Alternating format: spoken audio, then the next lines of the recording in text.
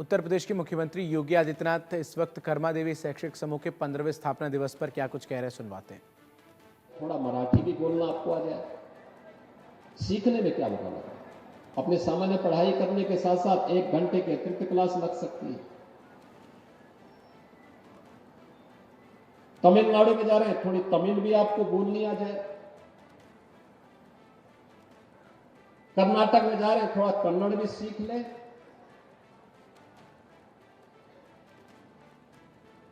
बंगाल में जा रहे हैं, थोड़ा बंगाली भी बोलना सीख लें। भारत की जितनी भी भाषाएं हैं, भारत की एकता की प्रतीक है और ये सभी की जननी देववाणी संस्कृत है।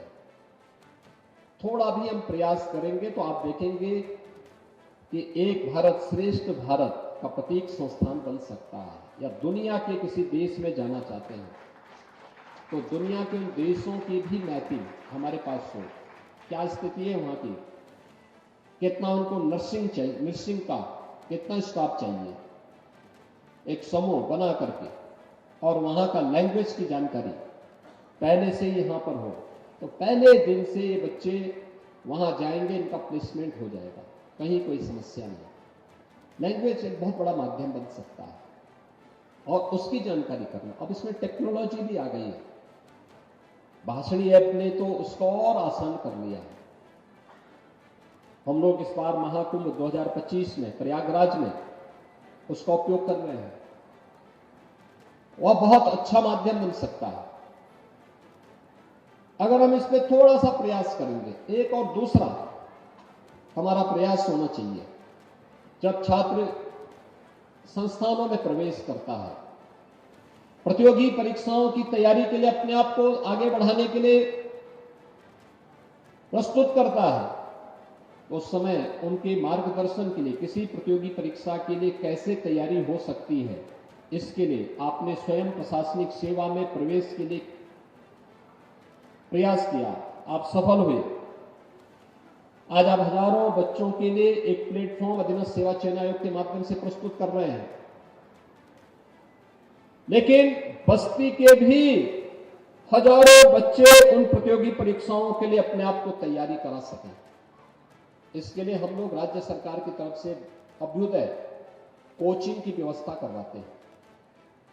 इनमें प्रतियोगी परीक्षाओं के लिए भी है और साथ साथ नीट, IIT जेईई के बारे में, एनडीए, सीडीएस, इन सभी प्रतियोगी परीक्षाओं, इन सभी परीक्षाओं के साथ साथ इन सभी के लिए भी हम लोगों ने, प्रतियोगी परीक्षाओं के लिए भी हम लोगों ने इसको दोनों में, फिजिकली भी और वर्चुअली भी, दोनों मोड पे इसको रखा हुआ है। मुझे लगता है संस्थान भी इसके लिए थोड़ा प्रयास करेगा तो उसमें बहुत सारे बच्चों को एक नई दिशा मिलेगी, प्रतियोगी परीक्षाओं के लिए आगे बढ़ने के लिए उनको एक प्लेटफॉर्म प्राप्त हो पाएगा। तीसरा, कानू नदी के तट पर संस्थान बना है। आज देश की एक ज्वलंत समस्या है कि इतना बड़ा संस्थान इतने बड़े विस्तृत क्षेत्रफल में फैला है। यहां का सॉलिड एंड लिक्विड वेस्ट, अक्सर होता क्या है कि पॉल्यूशन कंट्रोल बोर्ड के लोग आते हैं, कहते हैं एसटीपी लगाइए। एसटीपी हर एक संस्थान, हर एक समूह उसको सस्टेनेबल नहीं कर सकता, बहुत महंगा भी है और बहुत जो है खर्चीला भी है, साथ साथ वह काफी उसमें और भी चैलेंजेज हैं। हम उसका देसी मॉडल भी खड़ा कर सकते हैं। देसी मॉडल हमें लोकल स्तर पर, आपने देखा होगा पहले गांव में खाद की समस्या का समाधान लोग कैसे करते हैं। गांव का जितना भी कूड़ा कचरा होता था, गांव के खाद के गड्ढे में लोग फेंकते थे, 1 साल में वही कंपोस्ट हो जाता था। फिर उसको निकाल करके लोग खेतों में फेंकते थे, खेती बाड़ी भी अच्छी होती थी, गांव में कूड़ा कचरा भी नहीं रहता था। अब खाद के गड्ढे पर भी किसी महापुरुष ने कब्जा कर लिया होगा, तो सॉलिड वेस्ट और गंदगी दोनों दिखाई देती है। उस गंदगी से मुक्ति करना, उससे कैंपस को पूरी तरह मुक्त करना। सॉलिड वेस्ट सेवर का हो, ड्रेनेज का हो, ये नदी में न जाए, बल्कि इसके लिए देसी पद्धति अपनाना। पंजाब में एक संत ने, सेचेवाल ने इसका एक मॉडल अपनाया। हम लोग भी क्या कोई मॉडल बना सकते हैं और संस्थान को चैलेंज के रूप में लेना चाहिए। केवल 4 स्टेजेस हम कर लें। जहां पे जा रहे एक छोटा सा पॉन्ड बनाया, वहां से 2 लाइन ले ली, 15-15 दिन या 1-1 महीने में आप इसको खोलेंगे, आप देखेंगे एकदम क्लीन वाटर निकलेगा। ईंट का झावा है, मोटी गिट्टी है, बालू है और फिर पतली बालू, ये 4 स्टेजेज में अगर आप उसको एक बार दौड़ा देंगे तो वह अपने आप एकदम क्लीन वाटर आ जाएगा। वो नुकसान नहीं करेगा, नदी को प्रदूषित नहीं करेगा, खेती को नुकसान नहीं करेगा, व्यक्ति को, पशुओं को, किसी को नुकसान नहीं कराएगा।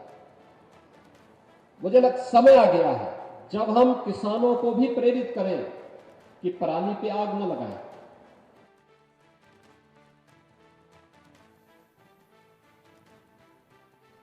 उत्तर प्रदेश के मुख्यमंत्री योगी आदित्यनाथ को आप सुन रहे थे। मुख्यमंत्री योगी आदित्यनाथ कर्मा देवी शैक्षिक संस्थान के 15वें स्थापना दिवस के कार्यक्रम में संबोधित कर रहे हैं। वहां मौजूद तमाम लोगों को और शिक्षा के साथ साथ अन्य भाषाओं को भी किस तरीके से सीखने की ज़रूरत है, इस पर भी उन्होंने जोर दिया।